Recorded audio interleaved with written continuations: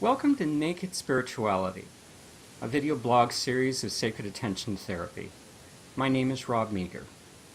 For more information about sacred attention therapy and our video blog series, please visit our website at www.sacredattentiontherapy.com. These video blogs are intended to be spontaneous and unscripted dialogues between myself and other participants of the study group, and we use these video blogs to dive deeper into discussion emanating from the study group. And our guest today is a returning guest. It's Searle Hawkins. Leo is the author of Break Out of Your Mind and enjoys sublime peace even when the world's going crazy all around you. And Leo's website is www.breakoutofyourmind.com. And I'm now going to invite Leo to come on screen.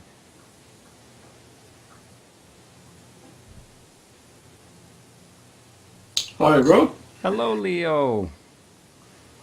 Hello, namaste. Namaste. Nice to be with you. Yeah, again. Yes, lovely. We've come out of a study group where the invited discussion was around who does God or what does God have to do with spirituality. That was the invited discussion.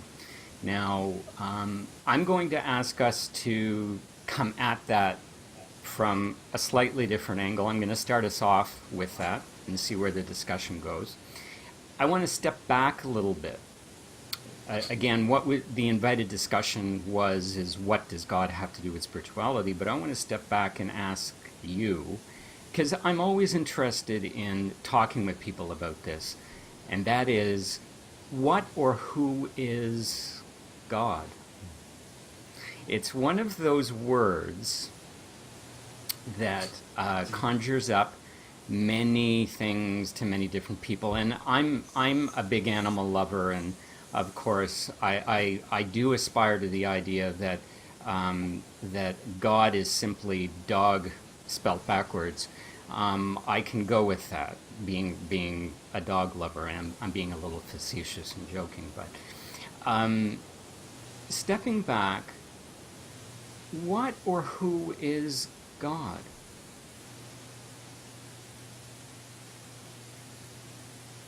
You.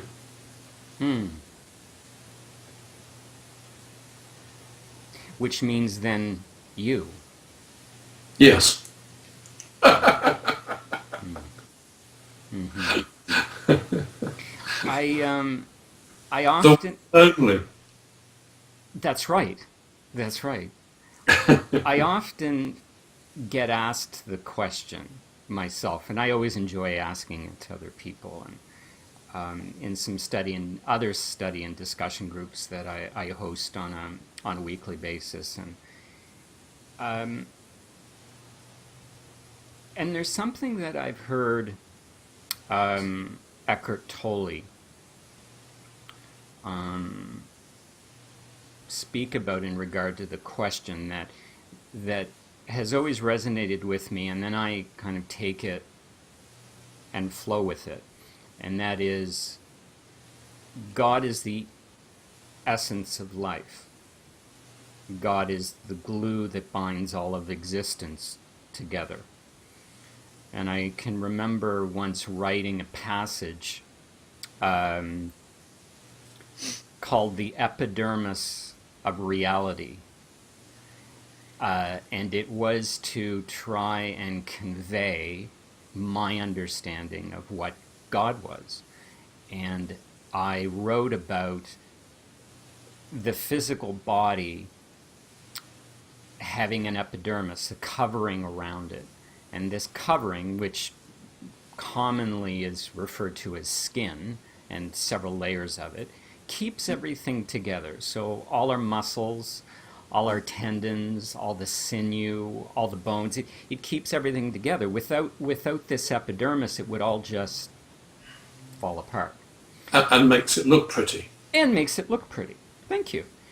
And we move through life, and this body is kept together by this epidermis, and Absolutely. we can run and we can do other things and we can sit and we can converse with people, and this structure, this physical structure, is held together. And I thought to myself,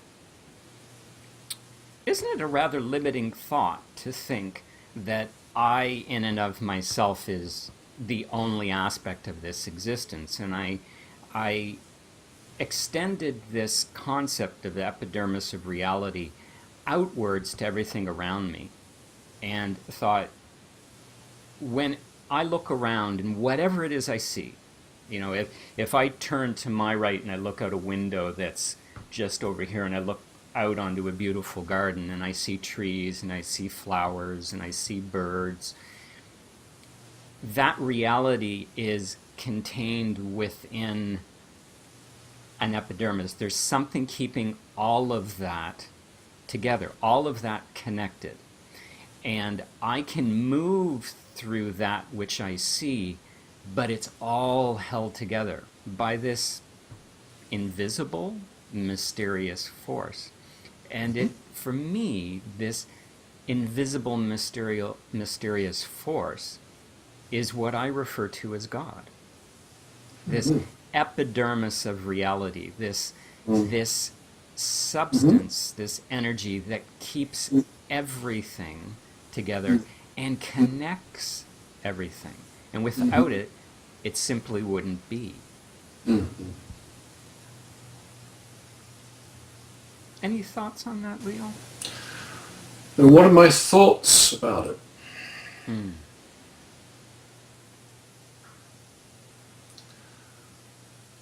Fortunately, not many.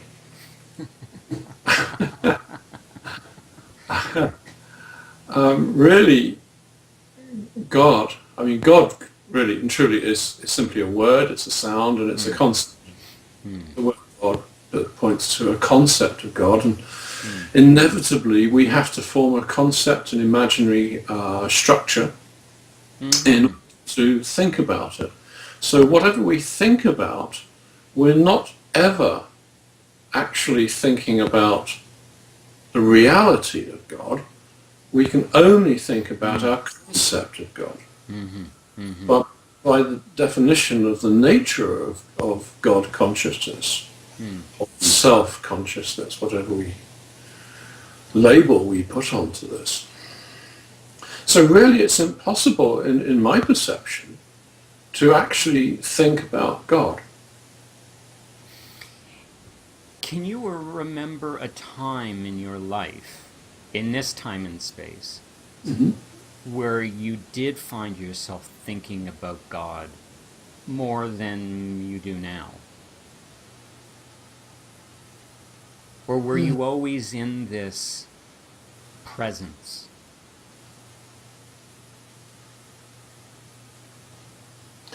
Yeah, interesting. I'm sure there was a time when that was so. It must have been. It's very hard to recall now.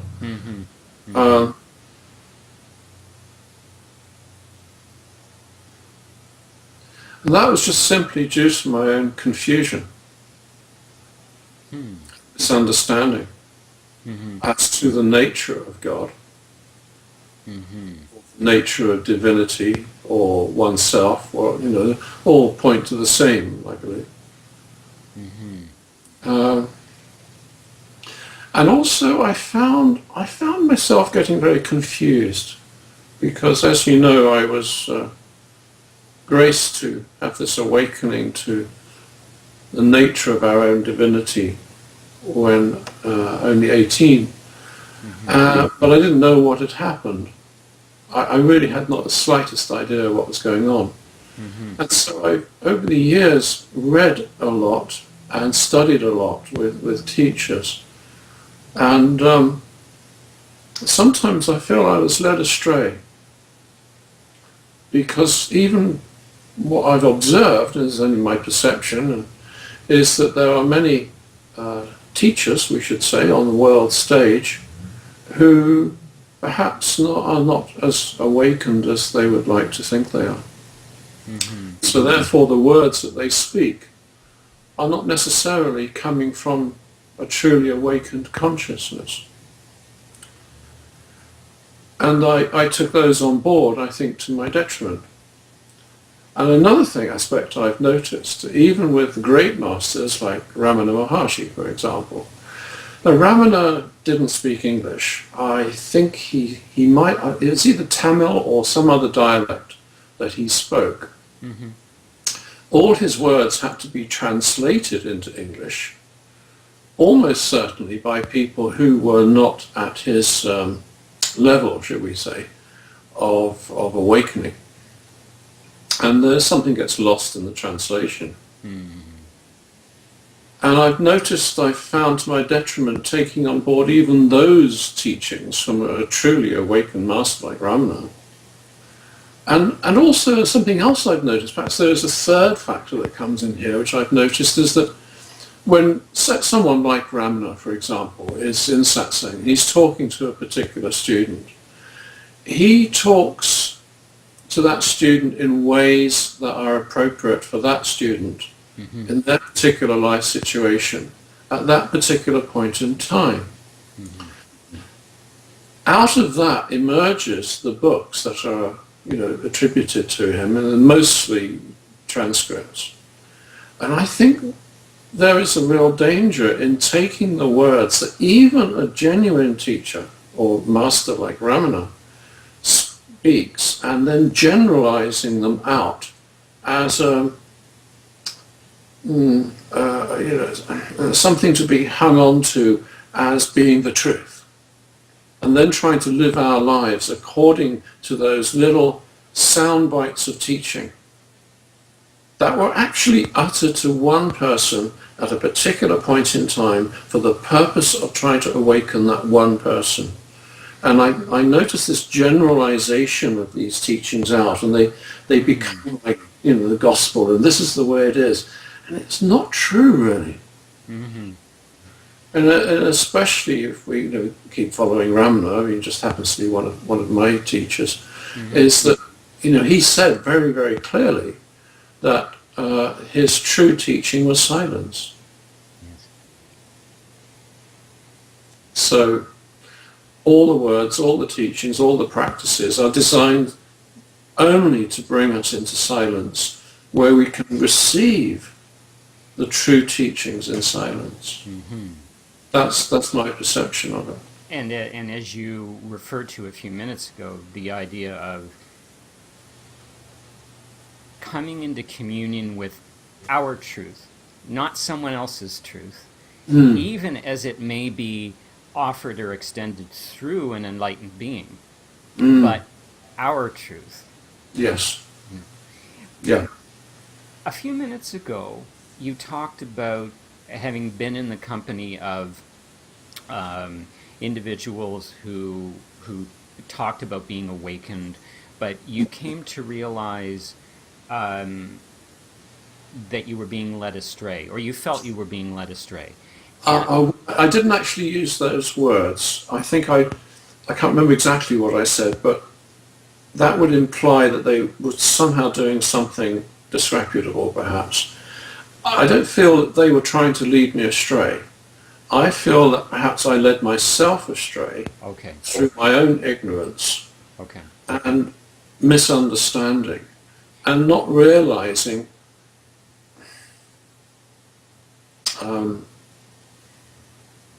it's taken me most of my life to realize that all that I need to do is to listen to myself. Listen to the silence of myself. It's all that's needed. And all the rest of it just became added mental baggage that ultimately I've had to drop. I'm glad you clarified, Leo. What I want to ask is, how did you come to a knowing that you were led astray? What was that feeling that informed you that you, if I can put it in my words, weren't following your own heart? And I ask this question because I sense that many people are experiencing this at this time. and Right. have been experiencing, perhaps will be. And I think it's a very important point. And so I'll ask you, how did it present itself to you? How did you come to know that you were being led astray? What did not feel right? Okay, I still am not totally comfortable with the description being led astray.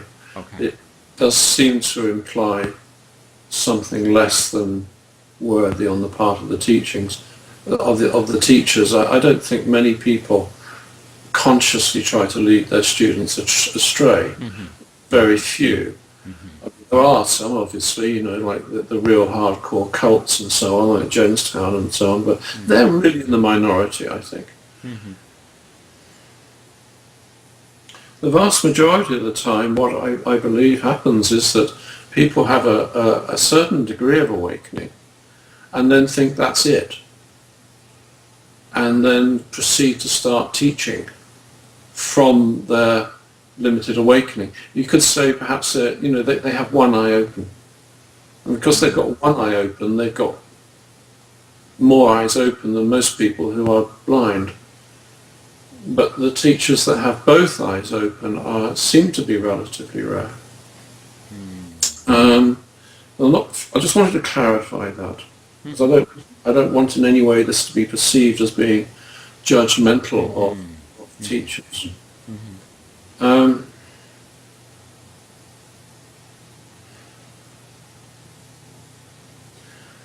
can't think of a particular point in time where it happened.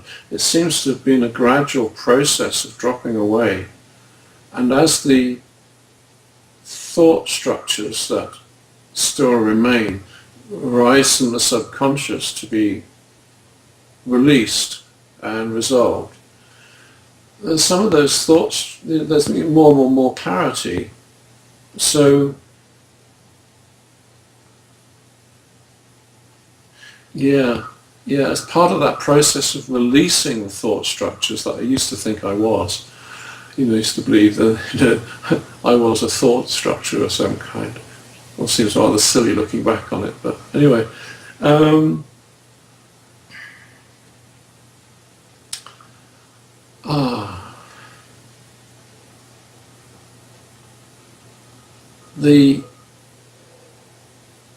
My tendency to believe what other people said and wrote, rather than following my heart, as you said, I like what you said, and following the truth as was directly revealed to me, that itself was a structure of thought of something. It would have gone something like, well, I'm just Leo, I'm just a guy, who am I? This other person strutting, the world's spiritual stage, they're a spiritual celebrity, whatever.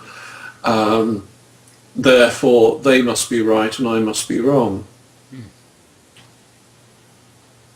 And I suppose, I've never actually thought deeply into this before, but as I look more deeply into it, to best answer your question, there were some experiences of people who are leading spiritual groups, and in being privy to what goes on behind the scenes,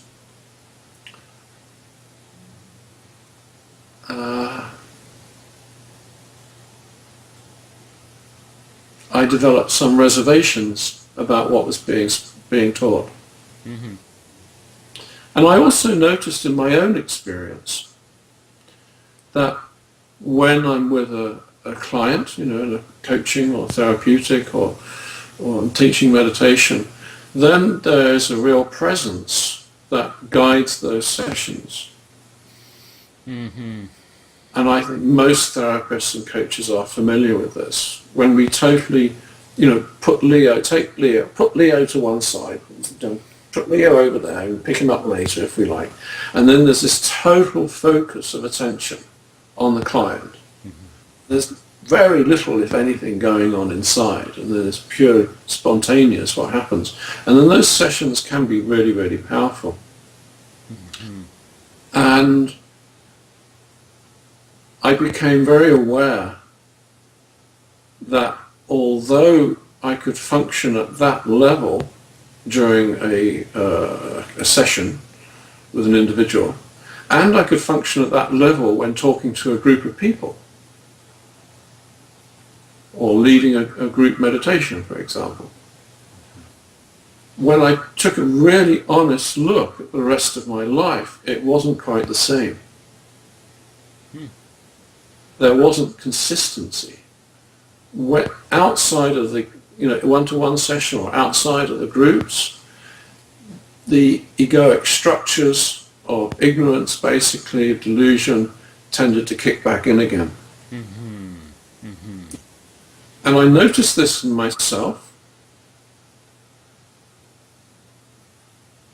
and felt, and I continue to feel, that I no longer wanted to put myself into that position. Maybe at some point in life, if it unfolds that way, and I've no idea if it will, I may go back to taking those roles on. But I would only really want to take those roles on from the position of being completely free. Eyes open, walking down the street, as I call it. Insane consciousness in everyday life, going to the newsagents, buying a newspaper. Well, I don't buy newspapers, but you know what I mean. Get what you want to get. From the shops, going to the supermarket, whatever. That same consciousness was present here, as is present in a session, one-to-one or a group session. Then I feel that would be truly embodied awakening. I would feel more in integrity to guide people from that position. That's just for me. I'm not saying people are wrong to not do it the other way, but that's just what came to me. And then I kind of started to realize, well, okay, that's true for me. Then I started to think of the teachers that I've sat with. I think, hold on a minute, I can be up the front, I can spout all of these words in satsang, I can be completely present, if I'm the one at the front of the room, or the one guiding the one-to-one session. What does that say about all the people I've known that are writing these books? And blah, blah. And so I started to question what was actually going on in the world. I also started to notice what I've called the spiritual celebrity culture. Yeah, we in that society as a whole, we've got this hideous celebrity culture which seems to have arisen only in the last, 30, 40 years, 50 max, really. I remember when I was younger, it really didn't exist. Very, very small scale, if anything. But it's been hyped to the ceiling, hasn't it? And I just kind of noticed that, hold on a minute, all these spiritual celebrities, it's just the same. They're just celebrities with a spiritual aura about them. And I noticed people going to be with them and listen to their talks as entertainment. And these spiritual celebrities offer spiritual entertainment. And I've actually heard this said. And I started to think, hold on a minute, something isn't adding up here. Really is not adding up. And, the reality started dawning on me gradually. I think it was more like the light started coming in through the cracks. Gradually, through time. There was no one awakening that I'm aware of. There was several different experiences where the cracks of light and the light got stronger and stronger over time. The metaphor of the light, the cracks, coming in reminded me of the famous Leonard Cohen song. And I'm trying to remember the title of the song, but I think I can remember some of the verse. ring the bell that still can ring, forget your perfect offering. There is a crack in everything. That's how the light gets in.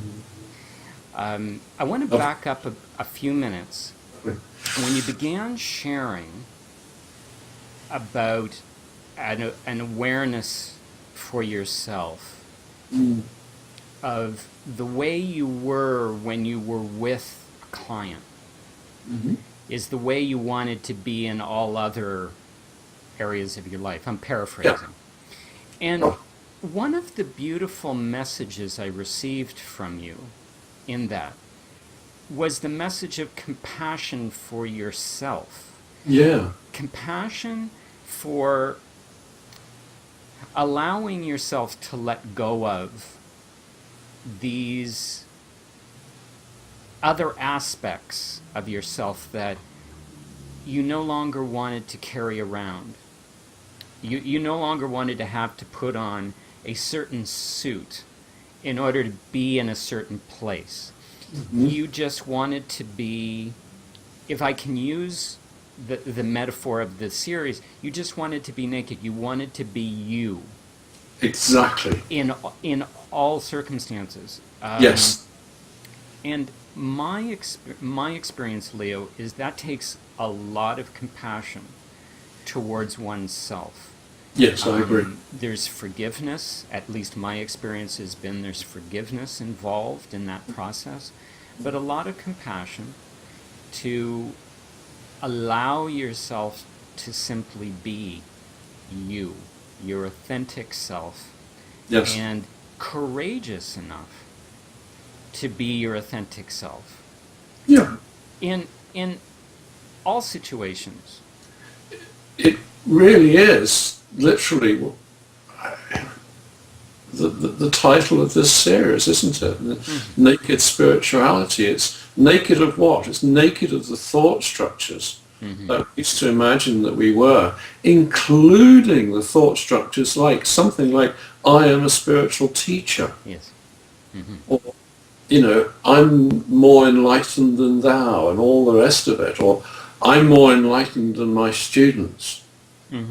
It's nonsense. And it's just ego creeping up.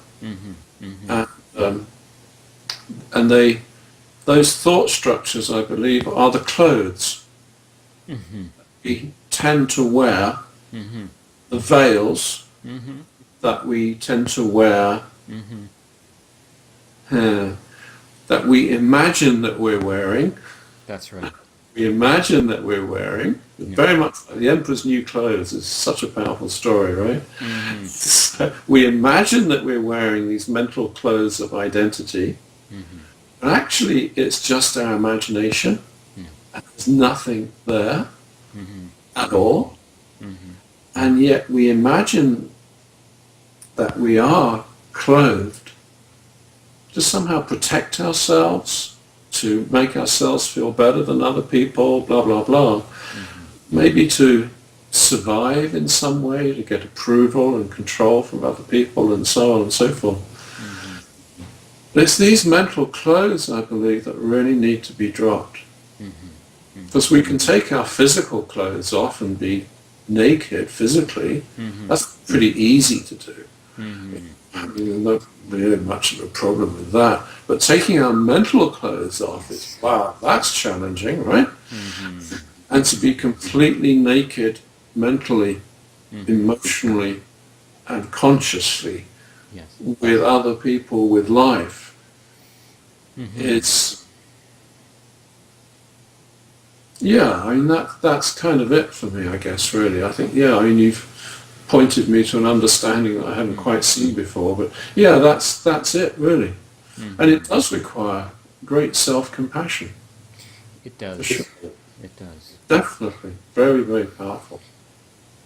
I think I want to leave it on that, what is for me a beautiful thought of that self-compassion.